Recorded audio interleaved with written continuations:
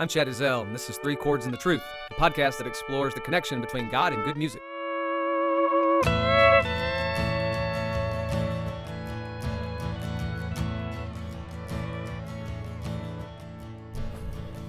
Well, it's like, you hear podcasts all the time, but you never think, well, I'm going to do one. I mean, like me. Well, me too, but here we are. Yeah, but this is your second podcast? Yeah, but maybe the first one I really enjoyed doing. Oh. And then I've cared, well, I shouldn't probably say that, but I mean, I care about everything I do, but I really wanted to do this for a long time because I've kind of always thought Sturgill had these lyrics that, he's just not, it wasn't all that popular, but the people that like him really like him. Yeah. And you like him, right? Yeah. I remember when one of our elders became an elder, you sent him a Sturgill quote. Do you remember that? Oh, yeah, I remember it. I remember it well. I don't know that you can say it out loud, but... And I'm surprised you didn't pick that song.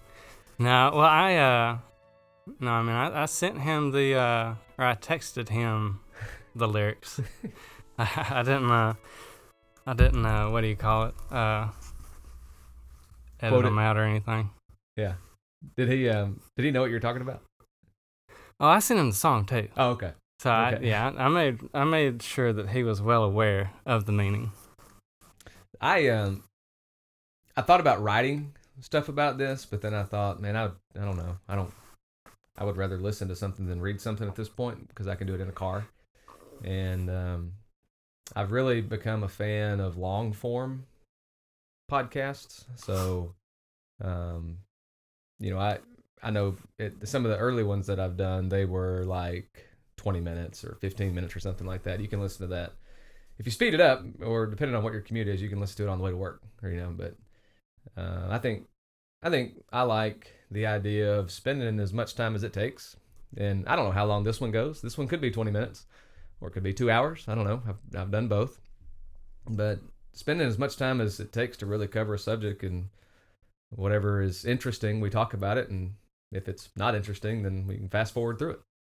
So that's my goal. I don't know if you noticed all the things that were updated with the new iPhone update, but one of them is if you use Apple Podcasts, all the podcasts, you can now read the transcript. Mm-hmm. I didn't know that. Yeah, which is funny. Does it do it for yours, like on its own? Yeah, so like last week's episode, it said, "Hi, I'm Chad Izell." Well, I should. It's funny. Whenever I recorded that, I use the same introduction every time. I don't re-record it, but when Alicia listened to it the first time, she was like, "That's not how you say your last name." And I was like, "It's my last name. You have it because I gave it to you, and we had to say my last name." But I should probably re-record that now that they're gonna give me the transcript. Okay, I'll just tell you on the front end. This is not at all the song that I thought you were gonna pick. So why this one? Brace for Impact. By the way, I know last time I went 40 minutes without even talking about what song we were talking about, but this is Brace for Impact on a Sailor's Guide to Earth album. It's Sturgill's album, I think, to his newborn son. Why this song? So the first song I ever heard from Sturgill was Long White Line off Meta Modern. And so I listened to that, and then I thought it was pretty good. So generally when I find an artist that has a good album, I'll, go through their whole catalog. And to me, this was my favorite album. As far as music goes, my default is more of a melancholy. I'd rather just, I don't want a lot of energy. I just want to be calm. And I felt like this album was like that. But I was thinking about, like what songs I liked the most. And I told you, Sarah's my favorite, but that really doesn't go along with the theme of the series. And so I was thinking about other ones, and I thought about this one. And I thought it was a good one. And then, like we talked about yesterday, after really looking at it, I realized that it's just a really negative. It comes from a negative place, I guess. But because Why do you say that? well, so I mean I know what brace for impact means, but I'm going to search. I'm going to search what it means, because a lot of sayings, they came from, 1892, a ship was about to hit a reef and somebody said brace for impact and it saved everybody, or, something like that. But the first thing that came up was steel yourself for something unpleasant. Okay. I was like, well, Just a common definition, right? yeah, but, that's just like well, if you hear that, then you're just waiting for something bad to happen. If you're being told something unpleasant's happening, so you better, brace for it, you're not walking into whatever it is with good thoughts. Is that life? I think in the song it is. I think for a lot of people, that is what life is. Either, I mean, I would say I say that I'm a realist, but I'm my default is generally negative first, positive second.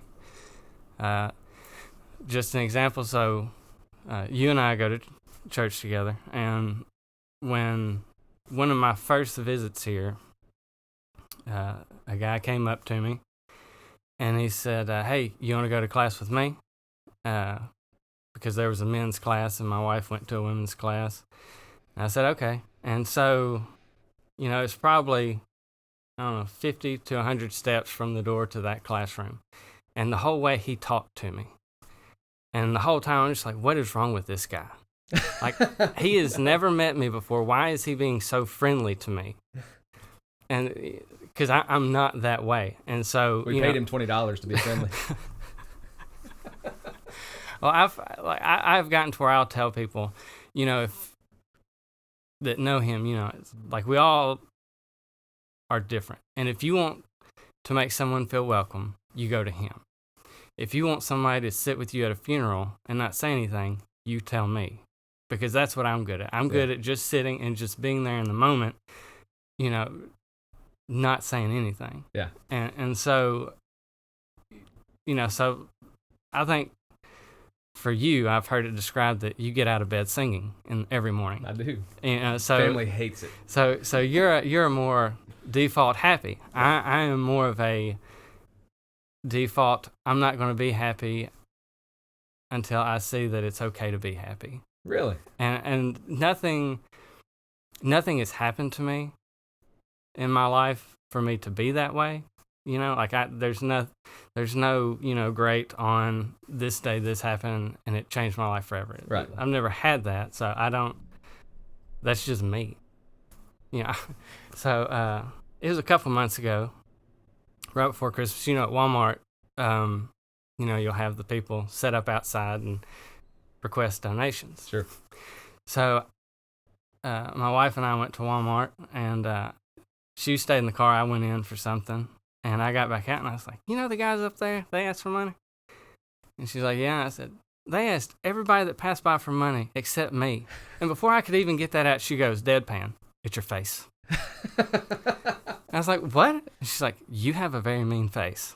I was like, well, I didn't know that. Well, I wasn't trying to be. But that's just, that's just how I've been. And so I think, for me, I think I can make my life default negative, even though nothing negative is going on. Yeah.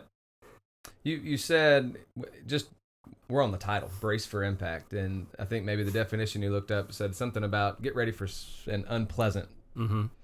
What's unpleasant? Like, what is that? Why would that be the default? I want to let it be known also that you came into this with 0 notes, but you're one of the most thoughtful people I think I know. So I have no doubt that you were prepared for everything that I'm going to ask you. And you have no clue what I'm going to ask you, right? Right. You have no clue.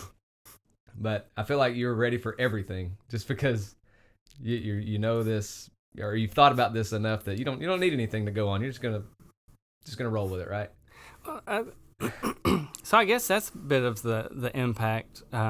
What can be negative is just the ignorance of life. Full transparency, listening to podcasts like Lex Friedman, Chris Williams, and other, long form podcasts where, they bring on people who are experts or well known in their fields. My assumption was those guys just come in and just field the questions. Yeah. An episode of Friedman's I was listening to this morning working out was one you recommended with Barron, and like the way Barron talks, there's no way he made notes on that. No, Which I mean, half the words he said I didn't know. They're Latin, but so making notes was never crossed my mind. Mm-hmm. Listening to the other people you've had on, I know they said during the podcast, something I wrote down or something I thought about was this or that, but that's not necessarily like a writing down notes as far as, like I'm going to read my notes. It's more of this is a thought I had. And so, as I was going through this past week, everything I listened to, I listened to it in light of this. Yeah.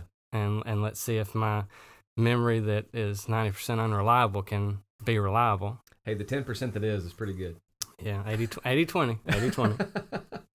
So back to this unpleasant thing. And let me say, I think you're right. Like, I listen to folks who, the people that I like to listen to the most are the ones who have so much experience and have sat around and spent so much time thinking about stuff that it just is like second nature to them to blow your mind with how they describe things. They've had time to, you can tell they're not just regurgitating what somebody else told them, right? They've had time to sit and think, and they've thought about how all this stuff works together. And I kind of think that's where Sturgill writes from. I mean, if you listen to his interviews and read his interviews and just listen to him talk about his creative process, it's not like, he's just kind of going with it and basing on life experience of this is what he's seen and what he knows, what he's heard, how he's felt. And I think on this song, I hear you say that the way that he wants to describe life to his son is something that you've got to brace for. An unpleasant, maybe, experience. And I got you off topic. Why do you think that's how he chooses to describe this? I think it's easier to be let down if you're expecting to be let down. Okay.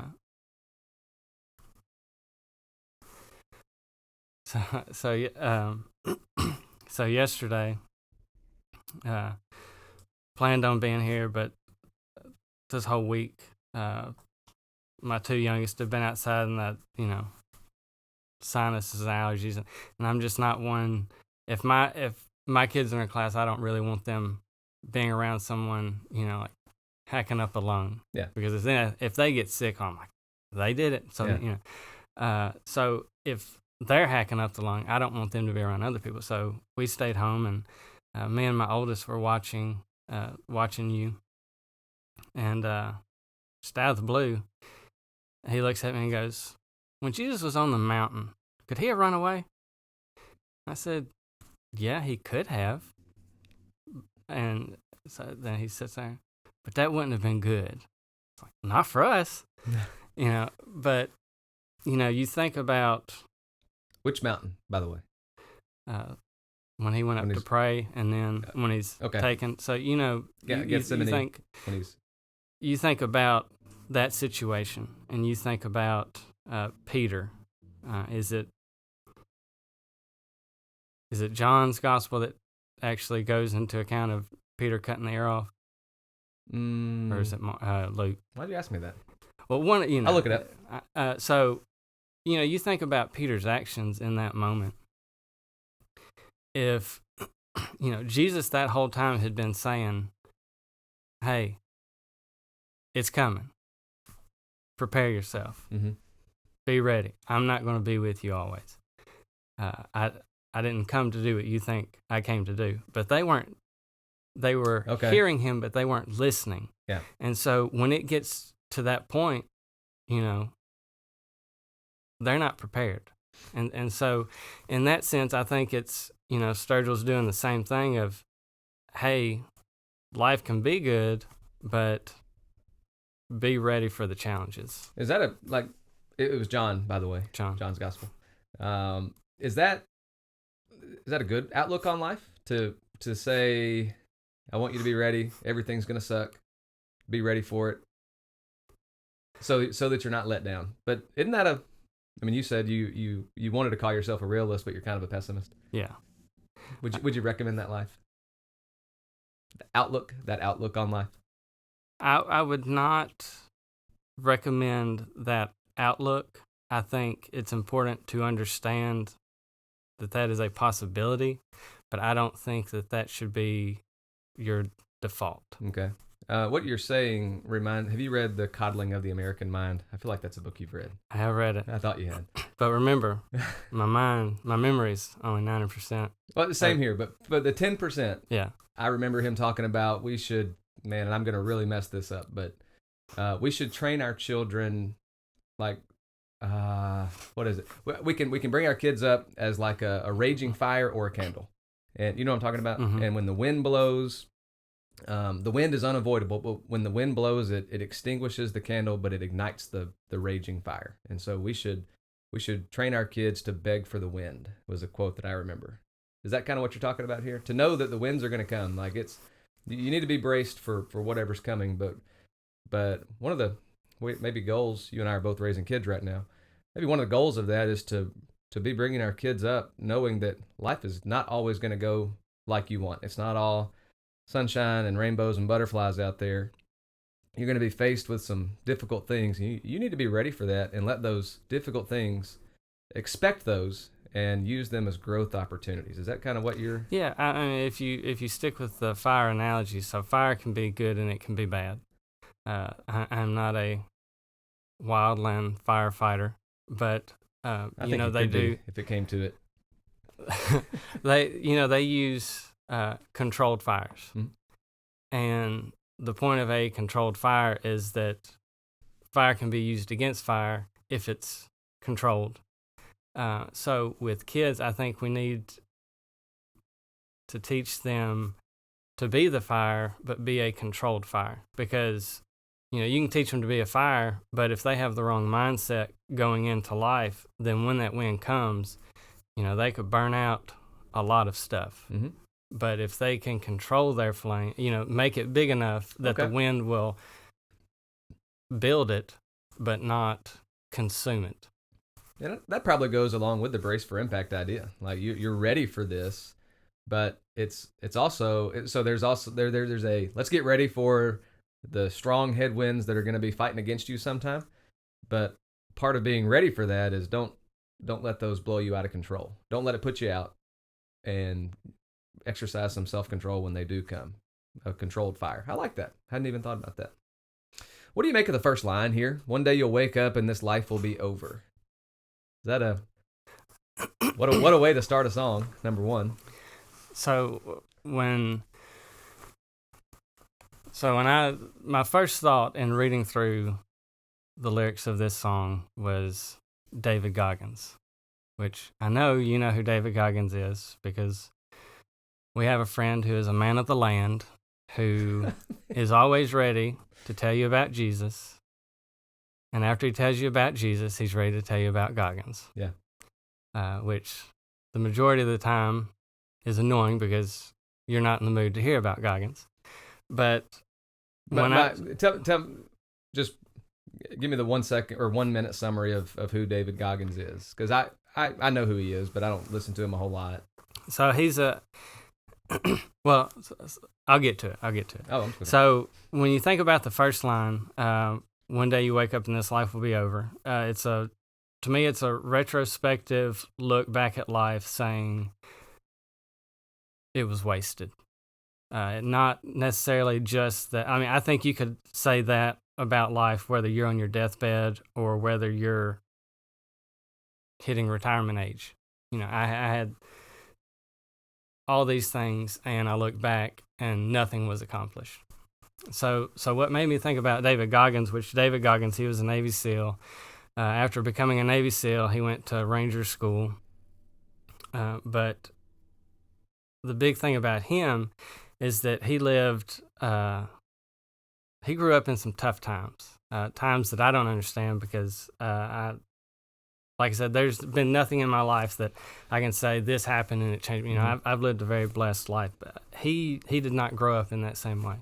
And so at one point in his life, he's over 300 pounds. He's a pest control. He works for a pest control company. Nothing wrong with working for a pest control I've company. done it, man. I sprayed those bugs. Yeah, I don't like bugs. We need those. We need those individuals. But that's what drew Alicia to me, by the way. No joke. This is I don't want to get you off topic, but the first night I met her was at church, and I thought she was pretty cute, and I started talking to her, and one of the older ladies at church said, he's a certified pest control exterminator. So here we are. Like Howie Mandel says, you were on the SWAT team. That's right, man. Back to Goggins. 300 pounds, pest control. So he did. So he's written 2 books, but he's also been on numerous podcasts. One of them was, I think he's been on Rogan a couple times, but one of the times on Rogan, he was talking about I think Rogan asked him, what's your greatest fear? Or something came up, and he started talking about what his greatest fear was. And he believes in a ultimate power. Mm-hmm. I don't know that he can define what God is to him, but he was telling Rogan that his greatest fear is at the end of time. Everybody's in a line. They're going before whoever, and they're holding the book of life. And he gets up there, David Goggins, born this date, blah blah blah, and he's up there, 300 pounds, pest control man. He's handed these papers, and he's told to start reading them. And it's saying David Goggins, 185 pounds, Navy SEAL, Ranger School, ultra marathoner. And he's like, this isn't me. And he says, the power, God looks back at him and says, no, this is who you were supposed to be. This was your potential. And so he said his greatest fear is not living out his potential. He said he wants to live in a way that whoever is up there writing down the deeds of his life is like, oh, I didn't know he could do this. And and is adding to what he was supposed to be. So it made me think of him in that, are we working towards our potential? Mm-hmm. Regardless of how your outlook of life is, you have a potential. Okay. So these are like in Sturgill's line, one day you wake up and this life will be over. That's a question that maybe should confront us before life is over then. It's kind of what you're saying, right? Right. Thinking about, the old phrase, begin with the end in mind or something like that. I don't like that much, but at least being aware of our mortality, or aware that there are things that we probably can and should be doing that maybe we're not doing right now. You said a word twice that I wrote down, afraid of and greatest fear or something like that. I don't want to put you on the spot, but I kind of do want to put you on the spot. At this point, what does that look like for you? I'm going to ask you that because when I hear that line, I do think about end of life, mortality, awareness of our mortality, and I want to get to the question of how then should we live. But it's a question that probably is relevant in the middle of life too. Obviously, I'm a minister, and so people come to the minister when things are really good, and you want to get married and stuff like that, and they come to the minister when things are really bad. And I've heard more times than I want to hear. And I don't mean that bad. I'm just saying, like, this is not what I want to hear from people, is when they've raised kids, mainly is when this happens. They'll say things like, if I would have known it was going to be like this at this point, I would have done things totally different. Or I raised, a great student, or I raised a great athlete or whatever, but not a great Christian. And so I hear a lot of regrets.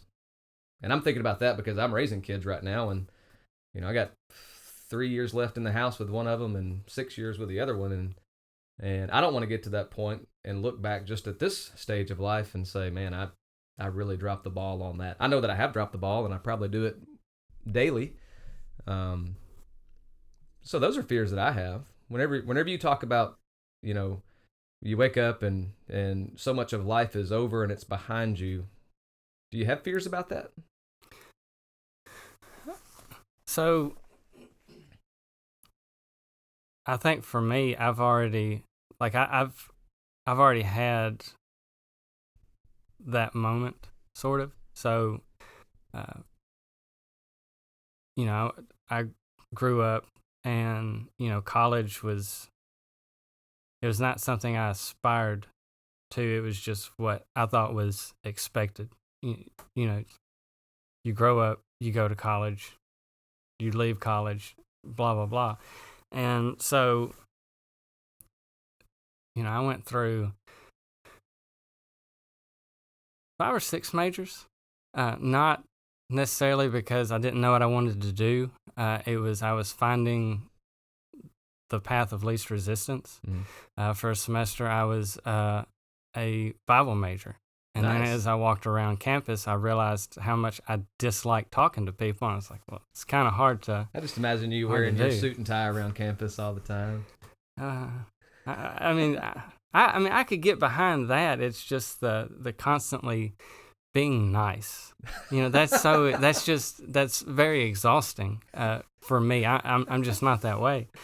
So I go the business route, and I went the business route because of all the majors I did, it was the one where I didn't have to study. I went to class as little as possible. I wrote papers. I did presentations. I mean, I was never in danger of making the president's list as far as grades go, but I passed everything, which was that's all I cared about, was getting through, because again, college wasn't a goal. It was just part of what you did, and so I get through college. I'm working at a children's home in college, and after I graduated, I'm like, well, I feel like I need to get a job in the degree that I just spent 6 years getting. And so I did that, and it was a job that was more or less customer service oriented. The customers were inside the organization, and so I had to deal with that all the time. And as I just said, I'm not a huge talking to people person, so I would come home and be so exhausted I would just shut off. And so my oldest two, who are 12 and 10 now, there's just a complete blank space in my memory of them from like 1 to 4. Mm-hmm. And my 2 youngest are 3, and there's so many. I'm watching them grow up and see them experiencing all these things, and I have no recollection of my older 2 ever doing that. And so I've woken up and seen all this time was wasted because I was selfish and going home and closing off myself. I mean, for 4 or 5 years, my wife was a single mother, even though I was living in the house with them. Yeah. And it's because I was so exhausted from doing something that I didn't like doing. I liked some of the people I worked with, but I didn't like what I was doing, and I was passively taking it out on them by not being present for them. And so I've lived with that. I think now my biggest fear is doing something that pushes the people I care about away from me. Mm-hmm. And no, I have no, specific thing in mind that would be. Just, acting first, thinking later, and it being just a dumb situation, and then, nobody wants to be around me. Because I like my alone time, but I don't want to be alone. Mm-hmm. And so I think that is a big fear. Another is I've always wanted, you always want your children to have the best parts of you and none of the worst. Mm-hmm. My biggest fear is for my children to have the worst parts of me and none of the best. And, right now, my middle one, he's riding that line. No. It's very frustrating because, he's not bad at all. Just his personality is a lot like mine growing up, which I wish it wasn't, because it's doubly frustrating. One, it's frustrating to deal with. Two, it's frustrating to see that and realize that's what my parents had to deal with.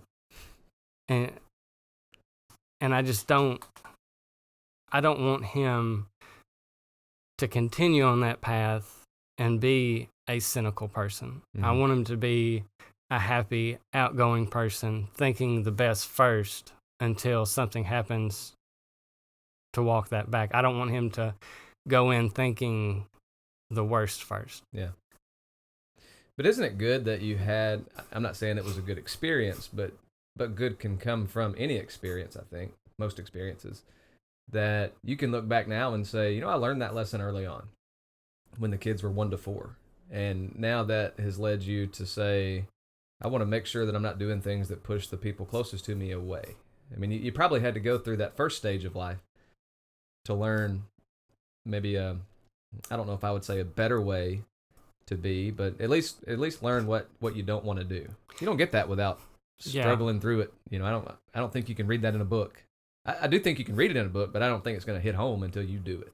Yeah, because the perfect example of that, my oldest, he is, personality-wise, he's the least like me and most like my wife. And so there is a little space between us there just because we don't think the same. But because I was mentally and emotionally absent in those first 4 or 5 years, he and I are not as close because of that. He doesn't think to come to me. Mm-hmm. He goes to my wife because they're the ones that form the bond. And with my 2 youngest, they're a lot more willing to come to me. They are more comfortable coming to me because I have been there, and that's something that I actually realized when they were little that happened. And so I have made a conscious effort to be more present with them mentally and emotionally. Mm-hmm. It's good, I think, to look at that stuff in the middle of life. I think Sturgill is looking at the end. One day you wake up and this life will be over. Is it interesting to you that he uses the word wake up when life is supposed to be over? I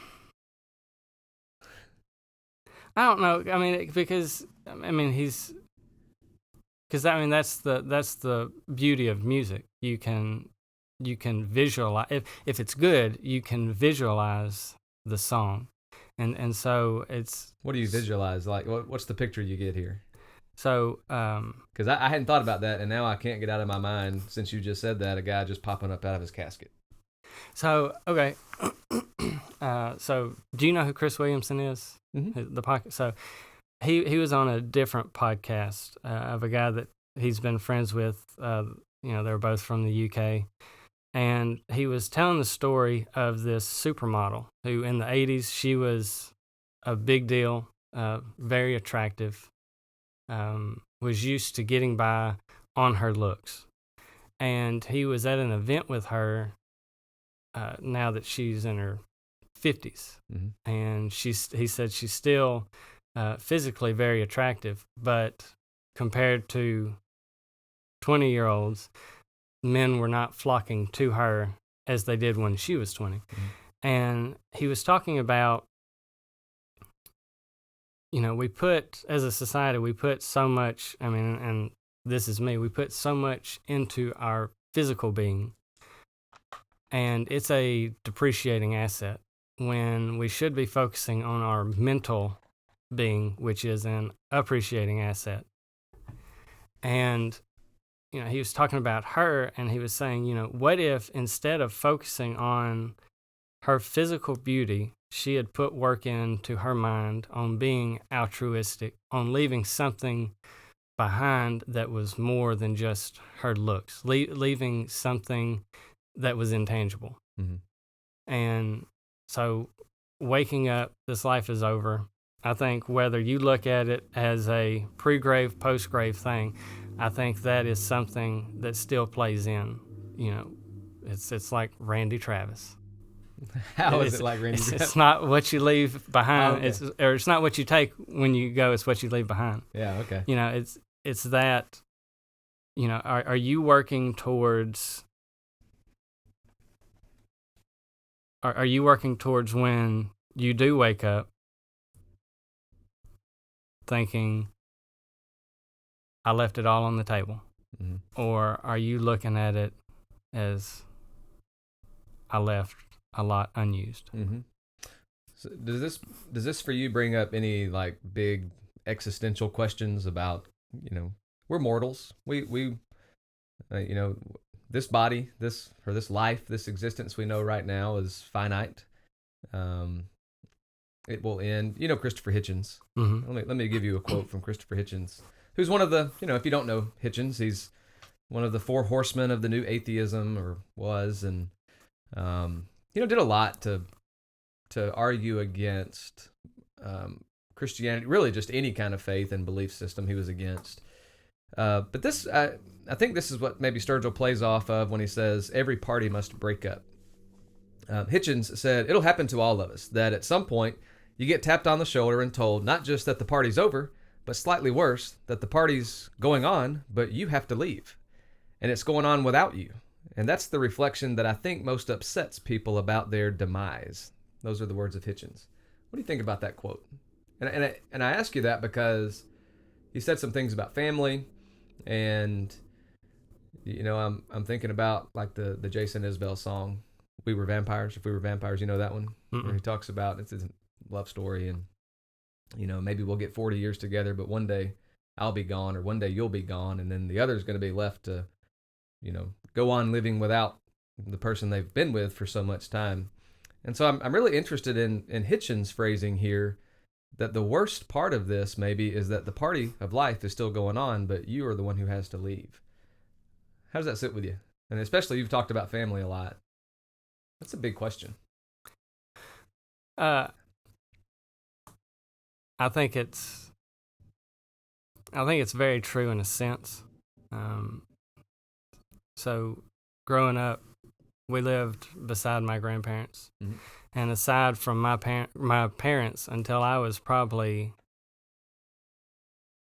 20, 25, I had never spent more time around anybody other than my granddad. I mean, that until he died, I had never gone more than 3 weeks without seeing or speaking to him. Mm-hmm. He was a very big part of my life.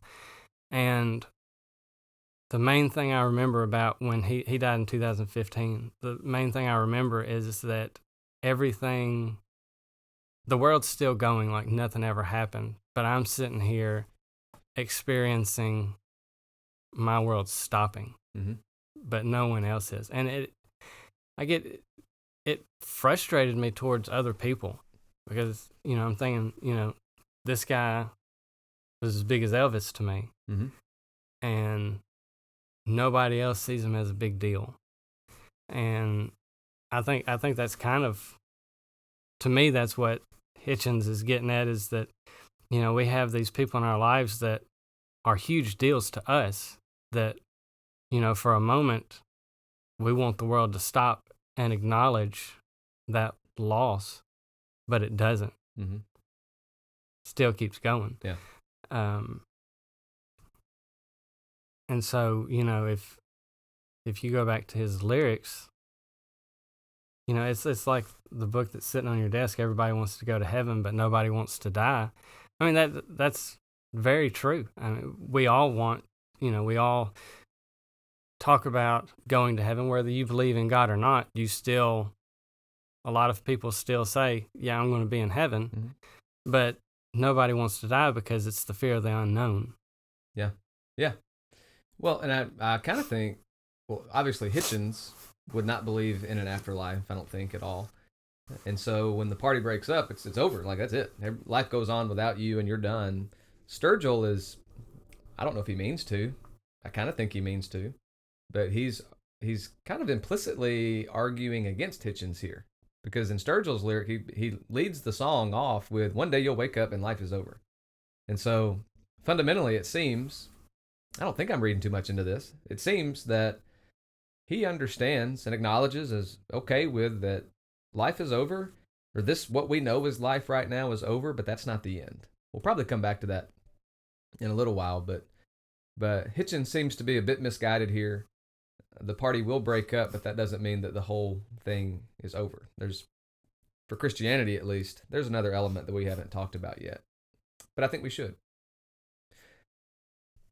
Second verse begins with that, I think, just an interesting phrase that I think we ought to talk about a little bit. He says, "We're dying to live and living to die, no matter what you believe." Before I give you some thoughts on that, what do you think of those lines? Dying to live, living to die, no matter what you believe. I mean, you're more than welcome to go ahead and give your thoughts. Okay. All right. Specifically on that "no matter what you believe" line. Does it matter? I think it matters.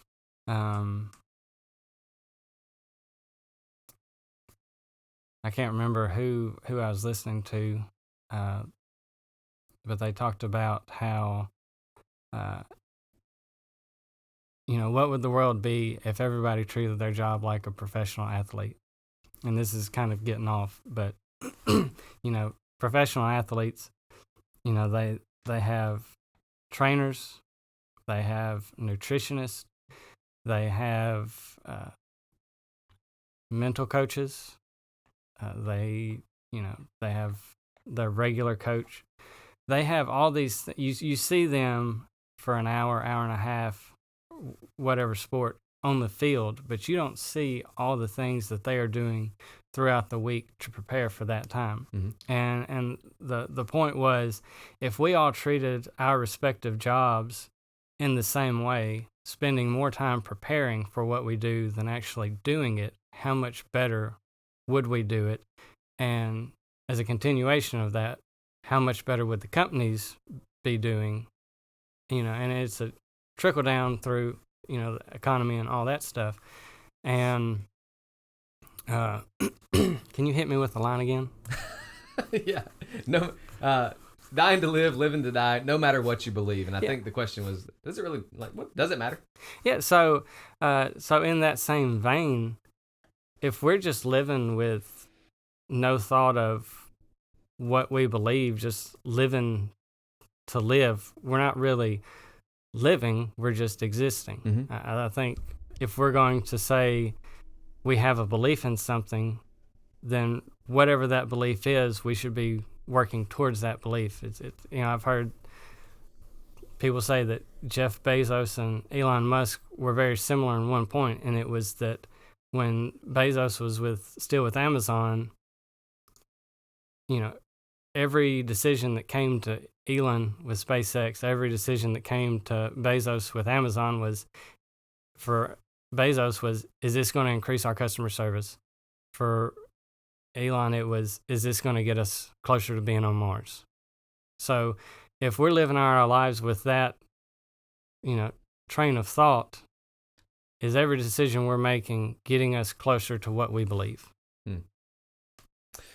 What do you think he means when he talks about dying to live? We're dying to live. Are we? So, do you know who the Tate brothers are? Tate?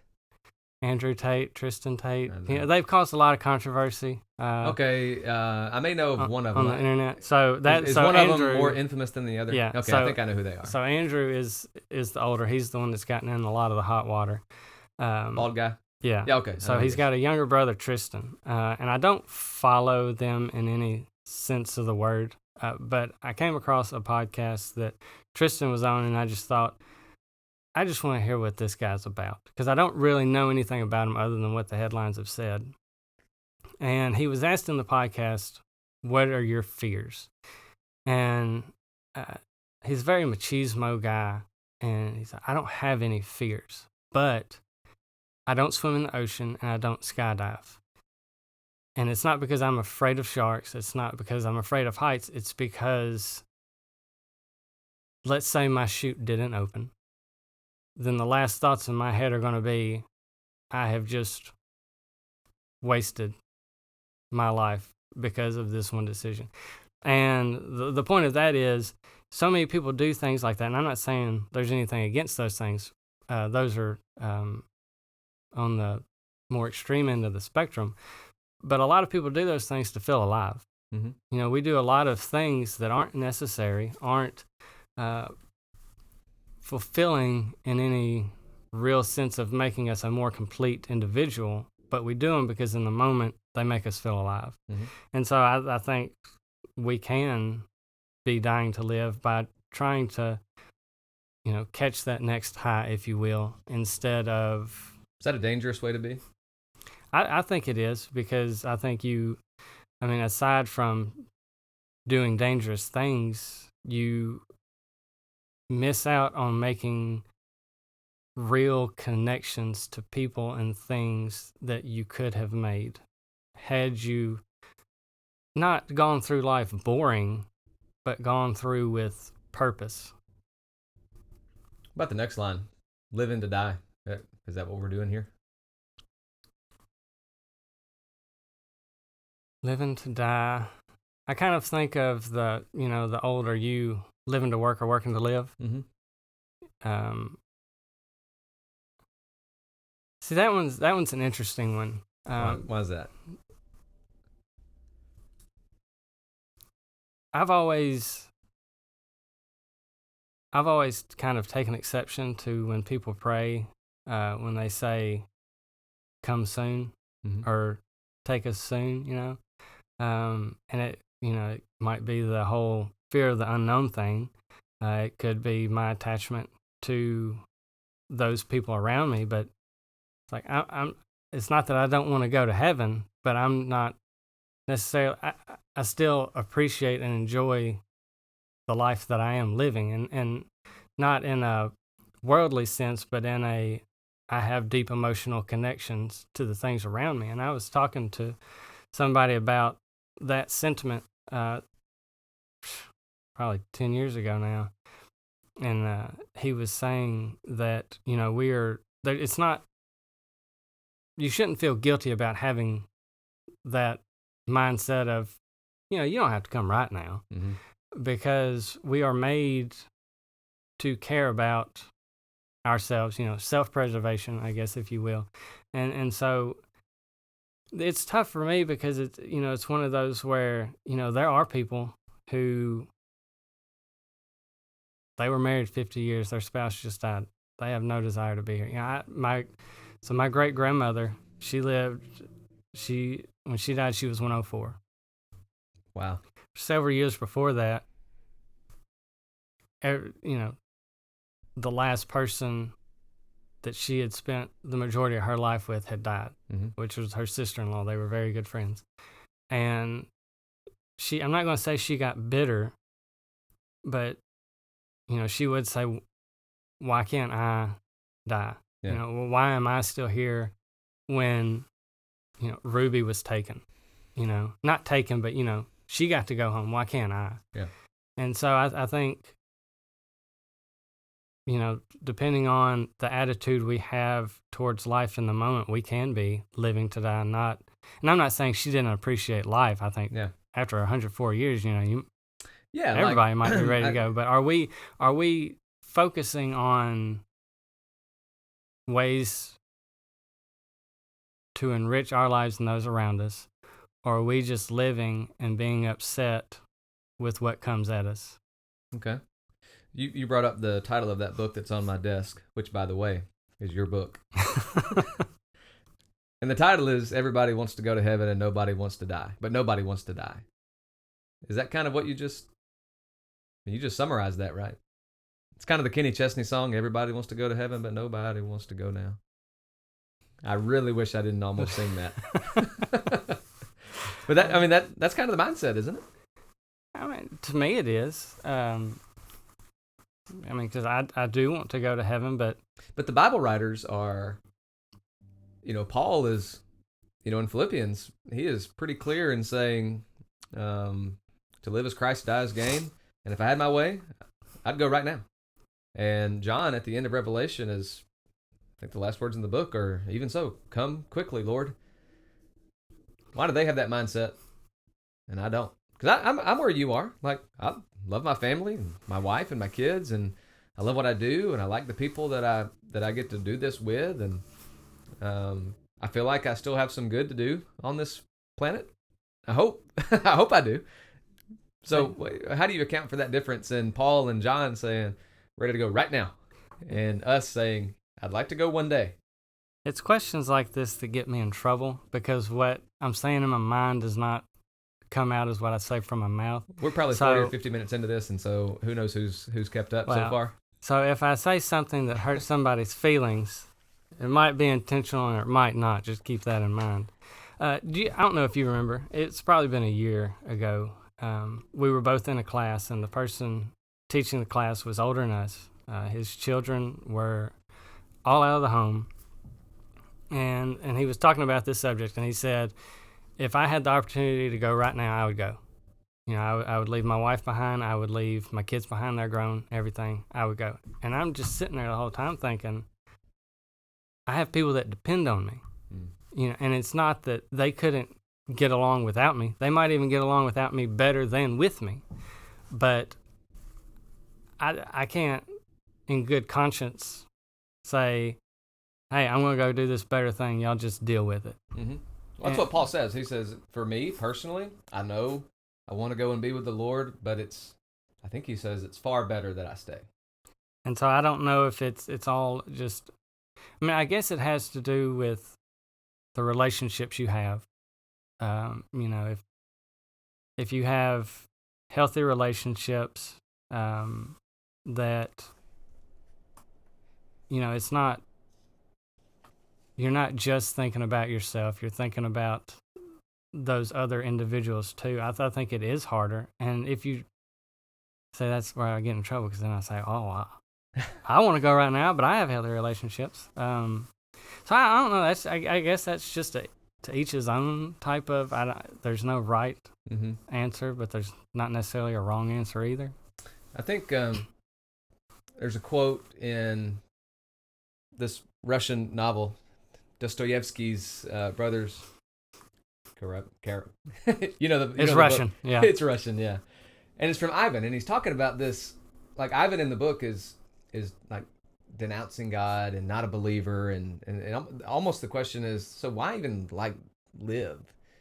And I'm going to share some words with you here. It's a little bit long, but I think it's okay, and I want to get your take on this because I think it fits in with exactly what you're saying.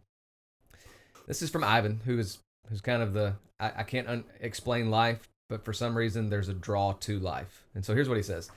He says, I've been sitting here thinking to myself that if I didn't believe in life, if I lost faith in the woman I love, lost faith in the order of things, were convinced, in fact, that everything is disorderly, damnable, and perhaps devil-ridden chaos, if I were struck by every horror of man's disillusionment, still, I should want to live.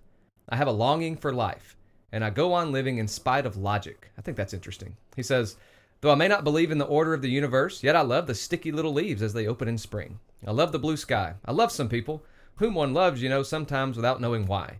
I love some great deeds done by men, though I've long ceased perhaps to have faith in them, the men specifically. He says it's not a matter of intellect or logic, it's loving with one's inside, with one's stomach. What do you think about what he says there? So, I read a book recently, and in the book, one of the lines that stuck with me was, yet to have more does not mean to be more. And so with that in mind, another quote I'll give you is, desire is a contract we make with ourselves to be unhappy until we get what we want. Okay. So if our goal in life, if our values in life, what we believe in, are possessions, our status, our feeling like we need to be somebody that others look at and say they have it all together, something that is very extrinsic, not something that is intrinsically drawing us to something, not making us a part of something, then you're using this false notion of having more is going to make me more, and until I get what I'm wanting, I'm not going to be happy. Mm-hmm. Do you ever get what you want? As humans, I think we always, when we get it, well, I could keep going. Mm-hmm. So I think it takes a level of discipline and what's the word? If your child's doing really good and acting older than they are, mature. I think it takes an extreme level. I'm not going to say extreme. I don't like the word extreme. A high level of discipline and maturity to keep yourself in that space. In what space? Once you say you set a goal, once you reach that goal, to not then move the goalpost, as they say. Okay. So contentment is a learned behavior or a learned mindset, right? Okay, I can get down with that. But there is something about desire. You know, Lewis, one of his C.S. Lewis's, I guess, most well-known quotes is the if I find within myself a desire that cannot be fulfilled, then perhaps it was the case is that I was made for a different world or something like that. You're much better at quoting things without having it written down than I am. But that's the idea, right? If he noticed in himself, if there are desires that he cannot find fulfillment for in this world, then maybe that's a sign that we were created for something different. Is that what you're saying? Yeah, I mean, I think that I think just like if you set worldly ambitions, and I feel like that's too much of a made into too much of a buzz Worldly word phrase. Yeah. So, but I don't know another one to put in front of it at the moment. But you know, if you have that, if all your desires are tied to that, that's all you're going to be chasing. Mm-hmm. But if all your desires are on something that this world can't fulfill, then that's what you're going to be chasing. And I don't think I think you can get in extremes with that as well. But I think it's much healthier to constantly chase that goal than it is to chase something tangible. Mm-hmm.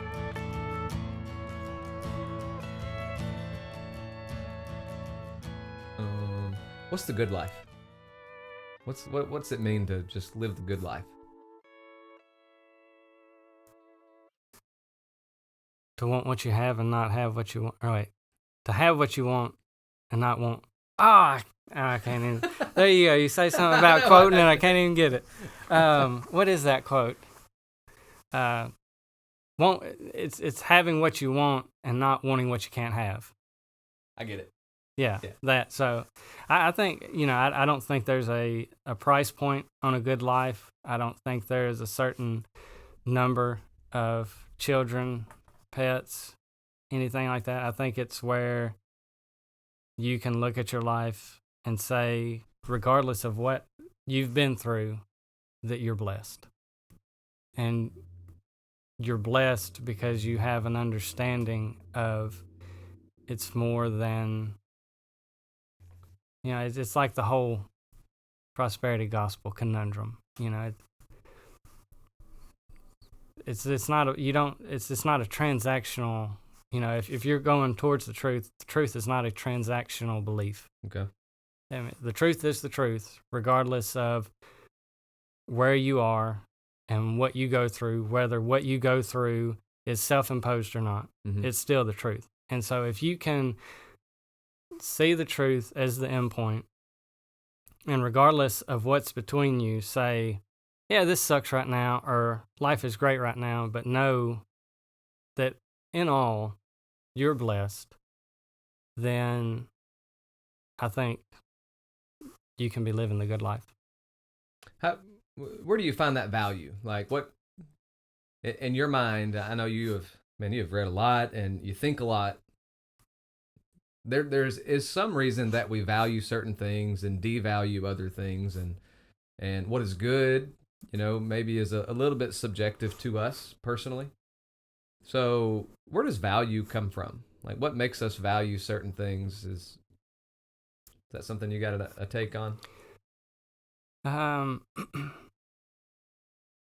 so just a minute ago, because you kind of said something similar to it, I said I don't like the word extreme because to 90% of the people in the world, 90% of the time that they use the word extreme, it's used in a subjective manner.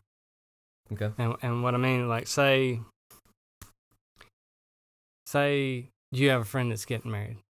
6 months ago, you went and got fitted for the tux. I know a lot of people just buy suits now, but let's go old school. You got fitted for the tux, but then let's say your wife made some really good dessert and you just dominoed and just, well, that was so good, I'm going to get some other sweets. Well, you have in 3 weeks that wedding. Well, your belt loop isn't the same belt loop being used as when you tried that stuff on. So you could go to the wherever you got fit and say, hey, can you let this out some? Or you can say, well, for posterity, I would like to be the size I was when I fit, so I can look back and show my kids and be like, yeah. So you have that option. You also have the option to try to, as slowly as you can in 3 weeks, diet back down. Or you could just fast for a week. And then after that fast, get your mindset steeled through the fasting and then cut back on stuff. Now, you, as a healthy male, that would not adversely affect your body. But say you were someone who dealt with gastro issues or sugar issues, if you were to fast, that could adversely affect your body. Now, the majority of people would say, whether you're you or this other person who's not healthy, that's extreme. Well, intellectually, they know that it's not extreme because the body can go long periods without food. But emotionally, they can't understand because it's not something that is emotionally something that they're ready to commit to. Mm-hmm. So to them, that's extreme.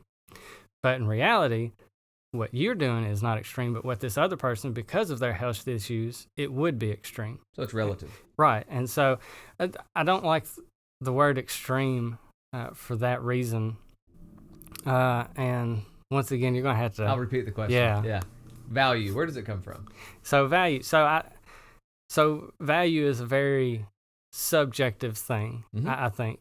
And just like the extreme, one thing can be valuable to me, but not to you. Right. And I think a lot of it, at least for me personally, is how does me having value in this make me view myself? How does me explain that a little bit more? How does me having value in this? So, so when I'm weird in a lot of ways. One of the ways I'm weird is if I really like an actor, I will try to watch everything they've ever done. Sylvester Stallone, for some reason, he's your guy? When I was growing up, he was my guy. Not surprised. I've watched every movie except for Italian Stallion. And I'll never watch that one. At least don't plan to. But, I watched all his. Jean-Claude Van Damme. Guys like that. And so, I've always wanted that look. Mm-hmm. So you value that. Yeah, I don't necessarily want to, be able to kill a guy, but I don't mind looking like I could kill a guy. I mean, I already got the mean face for it. So if I just had the body to go with it. And so, there's value in appearance for me. Is that vain? Extremely. But that is something that I value. And that's why I get up at 4 o'clock and listen to podcasts while I work out. Mm-hmm. Because, what you value then influences your behavior? I think so. if you value if you value Christ, if you value Jesus, then people should be able to see that in your life. It's just, it kind of seems irregular if, I'd say you and I met, been hanging out for a month, and you were like, hey, you want to go to church with me this Sunday? And I was like, you go to church? Mm-hmm. I never would have thought that, that should never, either something's not lining up there. Yeah. Either your values aren't really your values, or there's a disconnect in understanding of what the value actually is. Is that the Gandhi quote of "I like your Christ, but not your Christians"? I think so. Or you look at Civil War era. Go to church in the morning, mm-hmm. beat somebody in the afternoon. Those two things don't. That's not something that we like to think about, but those are things that happen. It didn't just happen here. It's happened all over the world throughout every point in history. Things of that nature have happened, and I think that's why a lot of people do get turned off. We've talked about it before. Kenneth Copeland, won't ride on planes. Mm-hmm. What's his name? Joel Osteen. Like that.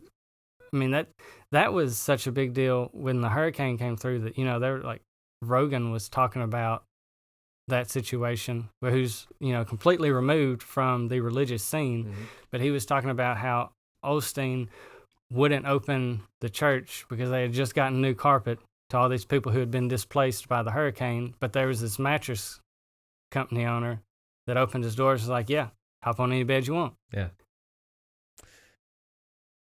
I want to switch gears and come back to that in a little bit. But I want to talk about death, because on some level, this song, maybe over half of it, is kind of about death. Even when I say that word, let's talk about death for a minute. What comes to your mind?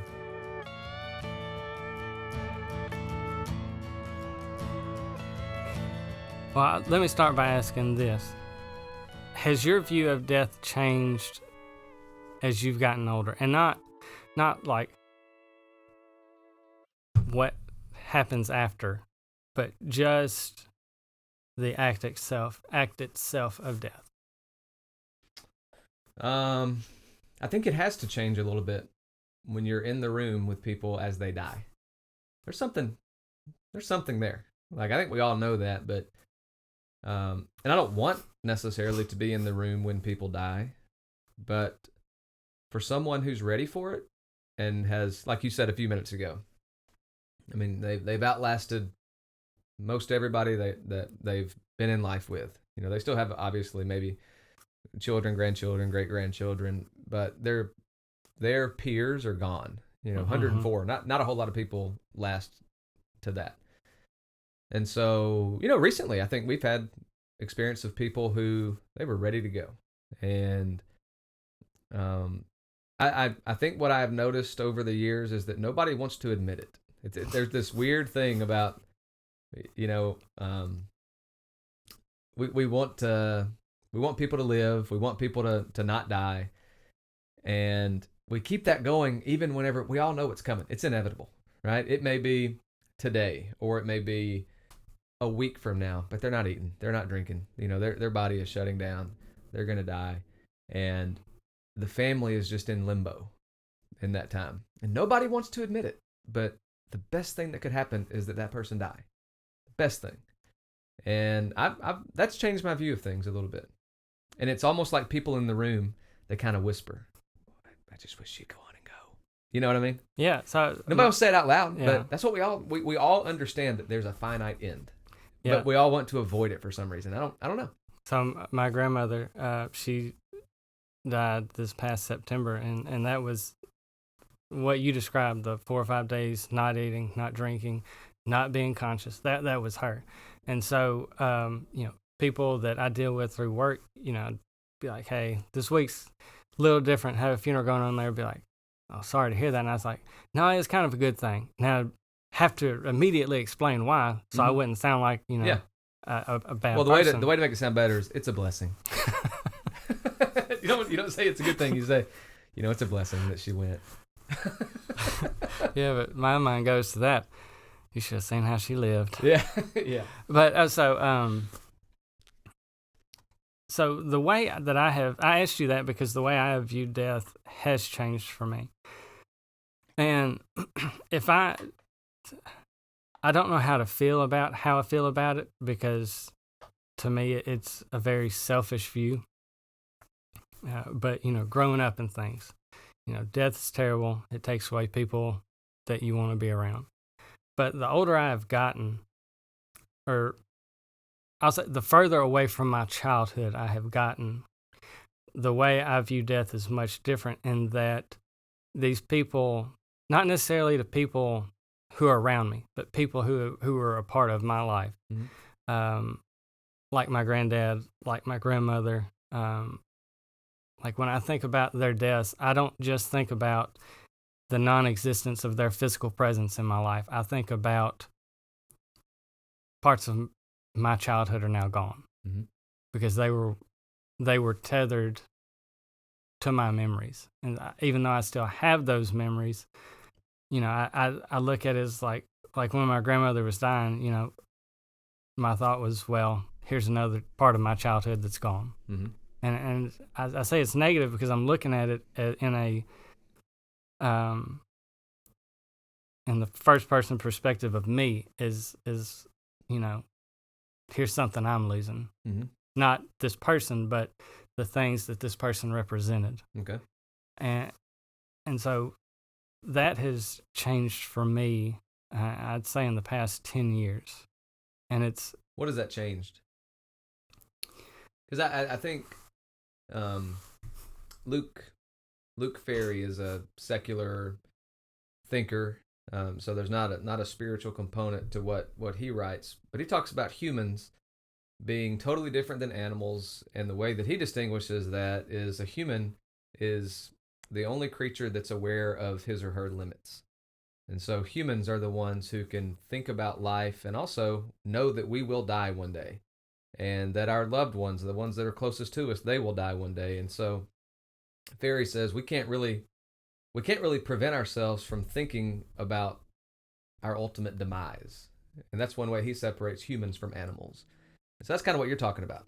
Well, so my dad's dad, he died in 1985, and about 20 years ago, they put a new headstone and had a little ceremony and wanted his kids and those close to him to say a few words. And my dad, who is not a public speaker, begrudgingly got up and he just said, when he died, a part of me died. And I never understood what that meant until the last 10 years when I started thinking about this. And I don't know, I'm not going to say that the way I understand that is the same way he understands it, but it is, in a sense, when these people who have been an integral part of my journey, when they are no longer there, it's like the stops along that they were a part of are no longer there. And so, in a sense, parts of me have died. And so I think it is an easy road to go down for pity, self-pity, for, you have all these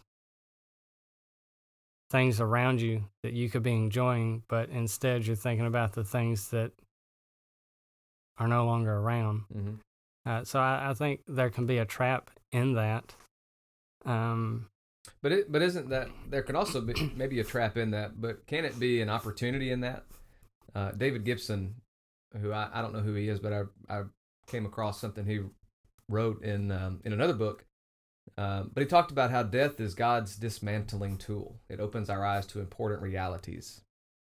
And I agree with that. I think that recognizing our mortality, that one day we will wake up and this life will be over, Sturgill's line, is a good wake-up call.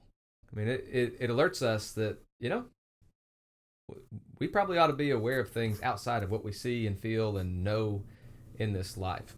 But for some reason, and this is a quote from a book that came out in the 70s, The Denial of Death. For some reason, we try our best to ignore the reality of our own mortality. Why is that? Because we're going to live forever. I mean, that, and, you know, I'm not saying I believe that, but, I mean, that is, you know, that's what That's the people, Christian you know, view. that's like what's his name? Brian something. You know, he's, you know, taking his blood out, so much of it, having it put into the his guy that wants to dad. live forever and he's trying to be a 20-year-old. I mean, there's people, I mean, he spends millions in a month's time to do this. I mean, there are people who are striving towards so that. when you say because we're going to live forever, there was sarcasm. Yes. Okay. Yes. Okay. I didn't pick up on that at first, but I was thinking you were jumping straight to the end. No. No, okay, because you think we avoid or we ignore the reality of our mortality because we think we're going to be around forever. Yeah, I mean it's back to the thought of, you know, which asset are you putting your time and effort into, your mental and emotional state or your physical state? So many things. I mean, I'm not going to say as much now because we are not in as much in total a blue collar society as we used to be. Mm-hmm. But, you know, your body was everything. I mean, that's how you provided. And it worked great until it didn't. Yeah. So why are you going to worry about it while it's working great? And I think we view life that way too, is, you know, my health's fine. I ain't got to worry about it. I can go do what I wanted to do.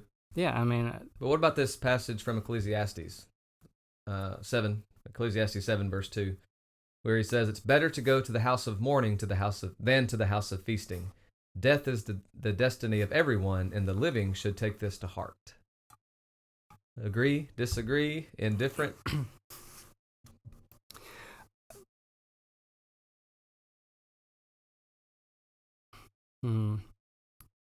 So when I was younger, we had a minister, and just my personal opinion, he didn't say a lot that I thought was worth remembering. Mm-hmm. But one thing he did say a couple of times that has stuck with me is, and people can't see it, but he would talk about when you're born, you're doing this, you're grasping when you come out of the womb. And when you die, you are, you know, laying in a bed with your arms out, palms supinated, giving away. Mm-hmm.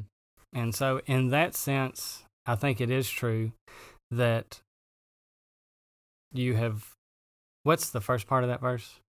It's better to go to the house of mourning than to the house of feasting. All right, what's the middle part of that verse? Death is the destiny of everyone, and the living should take this to heart. That's the whole verse. Oh, I thought there was something about a wise man or something. Well, so, you know, if you have lived, well, we'll run with the wise man thing because, you know, Ecclesiastes talks about that. Right. If you have lived a life that you can be proud of, then yeah, I think death is better because you have left those around you. You have given yourself away to them. But he's not talking about your death. He's talking about it's better for you to go down to the funeral home and see the end of life. Yeah, so, I mean, I'd still say yeah because, so, you know who Bill Monroe is? I don't. You have the King of Bluegrass? He's called the King of Bluegrass? I don't know. So, don't shame me. So, he, I mean, he lived a while back, but when he was little, you know, there were books written about him and stuff. And when I think he was 10, he had a niece born. And so he had some eye issues, and he was, because of that, and just his family, he was kind of a loner. Mm-hmm. And the only people who ever really paid him attention was his mother and one of his sisters who was close to him in age. And they didn't show him a lot, but they showed him the most. And he had a brother who was much older, and when he was 10, I think it is, his brother and his wife had a child. And from that point on, Bill Monroe was no longer sitting in his mother's lap, the baby was. And the point of that is births are generally a happy time. Mm-hmm. It's a new life into the world. It's new possibilities, new potentials. Um, Death is the opposite of that. So generally, as humans, we flock to what is good. We want to be a part of that, what is good. We don't want to be a part of what is bad, either because it makes us feel sad, it shows us our own mortality, or we just don't know what to say. And so I think those are the times when you're most needed to go to people.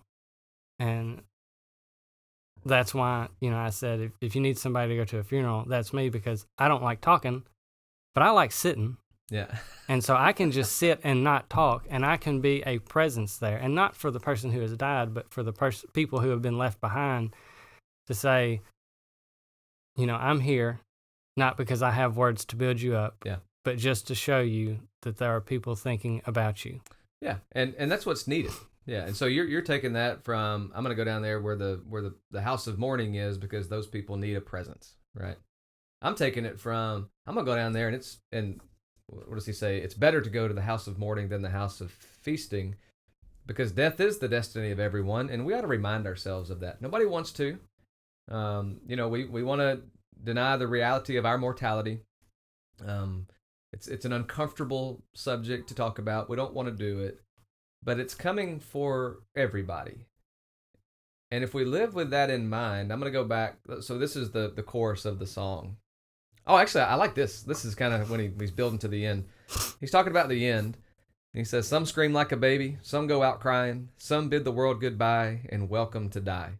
Some beg for forgiveness from someone else for something they did or someone they love. So he's got this picture of the end in mind, and he's thinking, he's in this context of, I'm writing to my kid, and I'm trying to inform him about life, and one of the things he's informing him about life is, you better be ready. Death is unpleasant, but it's a reality that we can't avoid.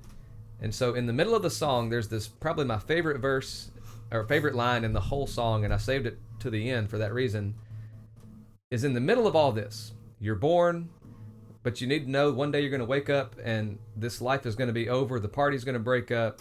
Your bones are going to turn to brittle, skin wither before your eyes. You're going to go to this great unknown in the sky. He pictures death, and in the middle he says, so go live a little. Like, that's the instruction of what should life be like.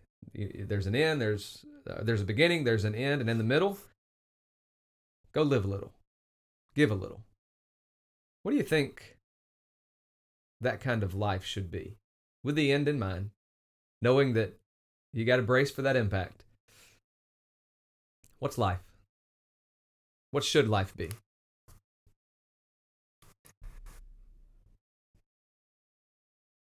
So again, when I read the lyrics of this song, I thought about Goggins.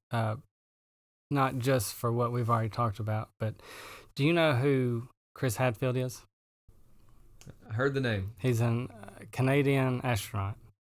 Okay, no, I don't think I know who he is. So he did a TED Talk 10 years ago,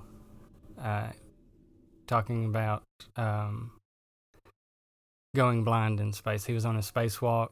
He had something get in his eyes because of, zero gravity and all that. It doesn't just wash away. And he ended up not being able to see, being outside of the, space station. Not a place you want to be. No. And so, but he started off talking about how astronauts have a saying, and that is, in space, there's no problem too big that you can't make worse. Okay. And, you think about, we romanticize space because it's such, for us, it's such an infinite space. And we are very finite. But what made me think of Goggins is that, the whole, the wow factor of that saying is that if you make a mistake in space, you're probably not going to regret it for very long. Right. But so back to Goggins. So his life, he grew up in conditions that were not good. And so, a lot of people think of Goggins as, he just hates himself. He's just trying to punish himself. He's trying to show everybody how much tougher he is, all this and all that. But when I think of Goggins, I think of that quote, because even though Goggins grew up in a terrible, horrendous situation, I think from his first book, what I get from it is that whether you grow up in his situation or a situation like mine, farthest removed from his, mm-hmm. regardless of which situation you come from, you can always make it worse.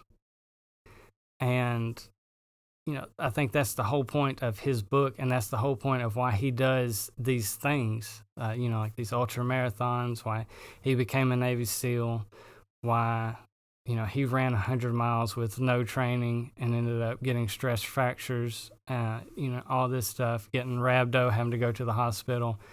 He does these things not because he's trying to push himself till he breaks, but it's I know what my potential is when I make the wrong decisions, so I'm going to try to go to the opposite end of the spectrum to keep myself from coming close to where I was. Mm-hmm.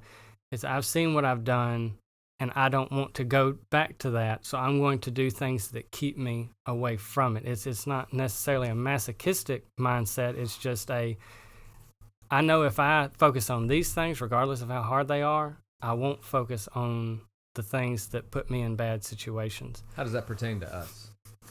So, you like tattoos?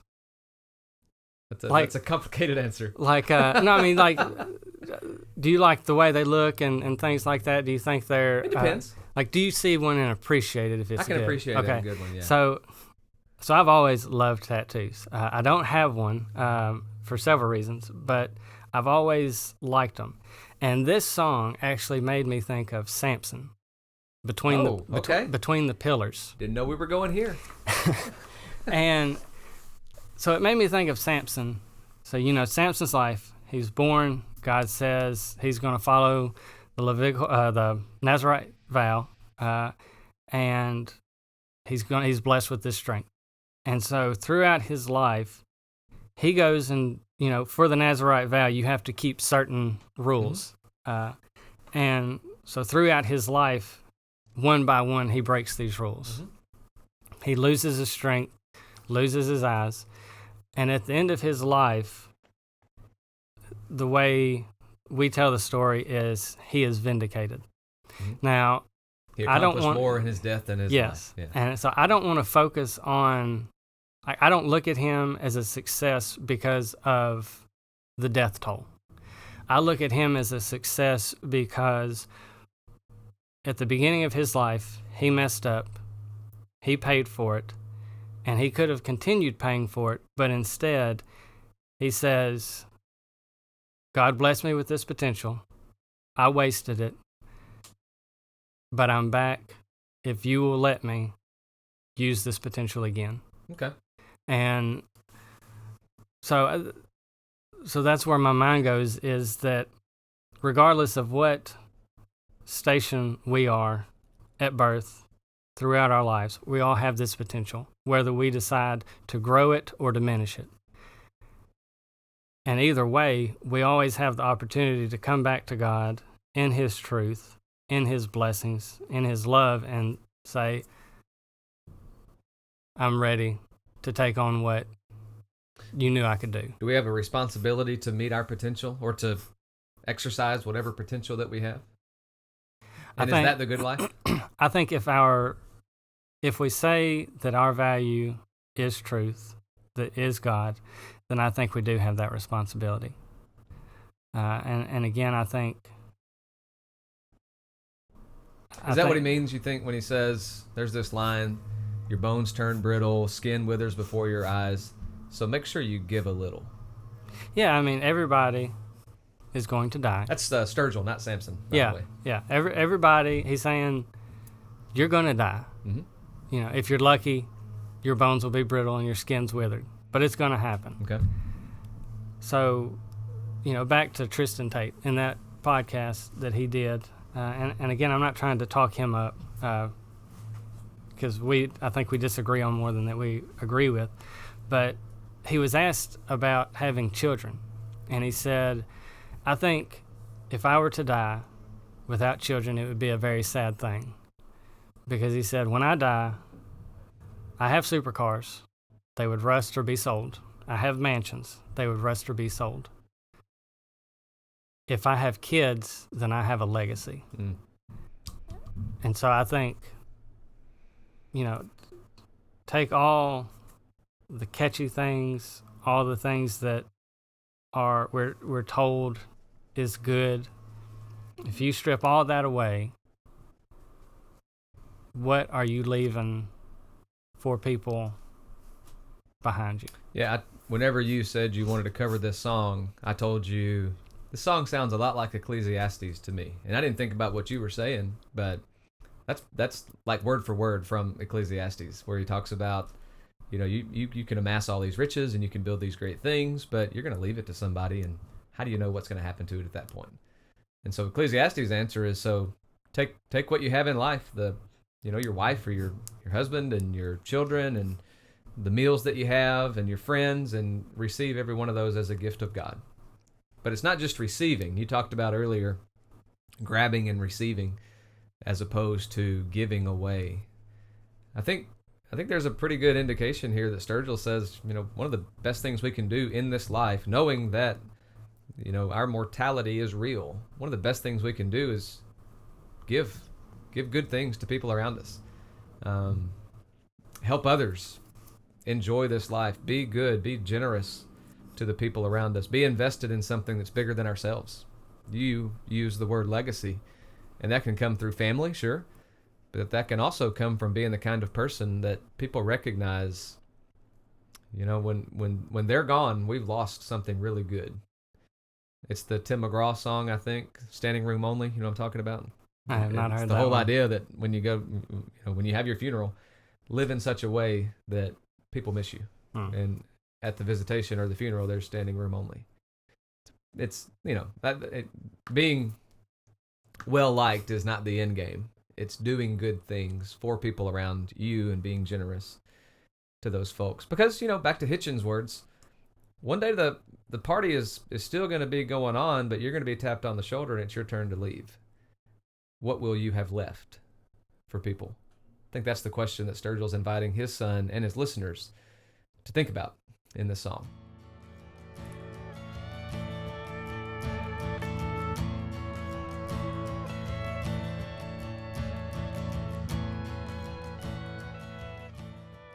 Anything we should have covered that we didn't? What I was thinking about with this song is, brace for impact.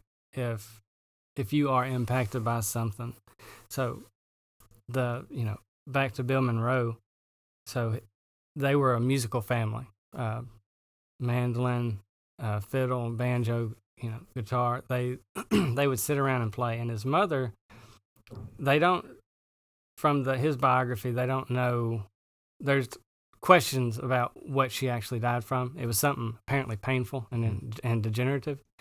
And the biographer talks about when he was little, he had a brother called Speed or Speedy, and his mother in pain would be wailing in the house, and his brother would run out into the field to escape the noise. And then after she died, I think his brother would stay in the house in the silence, and he would leave the house because of the silence. And there's always going to be life's music playing. We have the opportunity when we're impacted to either continue on with it or try to silence it. I heard something recently, I can't remember exactly what its context was, but it was, if something bad happens to you, you can do two things. You can stop your life and be in pain, or you can continue your life and be in pain. Which is better? When you stop walking and be in pain, and sulk in it, or when you continue on through it. Now, sitting at your desk, that's an easy question to ask because I'm currently not going through anything. But as opposed to somebody listening to this that is. But, when you think about bracing for impact, he's given this guide to, hey, here's a short thing. You're going to have friends. They're going to leave you. You're going to get old. You're going to die. You need to give back. But knowing those things isn't in itself enough to navigate the waters of life.